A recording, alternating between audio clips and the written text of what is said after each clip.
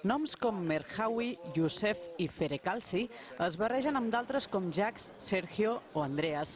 És l'equip més pintoresc del ciclisme professional. Entre ells trobam un català, un dels directors esportius de l'equip.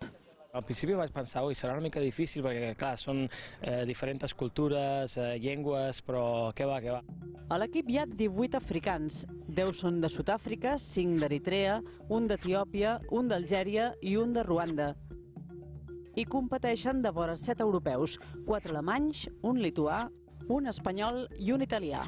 La verdad es que la integración entre europeos y africanos fue muy rápida. Son corredores muy alegres, ¿no? Con muchísima ilusión, lo ponen todo en cada entrenamiento, en cada carrera. El ciclisme a Àfrica comença a créixer ara. Fins ara hi havia bàsicament atletes.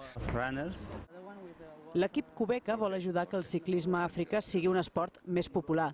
I no només això, sinó que també volen facilitar-los la vida. Ja han repartit més de 140.000 bicicletes a les zones més necessitades del sud del continent. És que no només és un equip de ciclisme, no? Com hi ha tants altres. Aquest projecte és allò que et va tocar una miqueta la fibra, no? El nom de l'equip, Qhubeka, significa progrés. I això volen, ajudar que Àfrica progressi, mobilitzar el canvi a Àfrica, bicicleta a bicicleta. D'amateurs ja n'hi havia molts, i de professionals cada any en surten més. És el segon any que aquest equip està en el circuit professional. L'any passat varen guanyar la Milán-San Remo i enguany voldrien fer una de les grans, però Tour i Giro ja els han dit que no i estan pendents de la Vuelta. Seria un bon escenari per seguir donant a conèixer el projecte.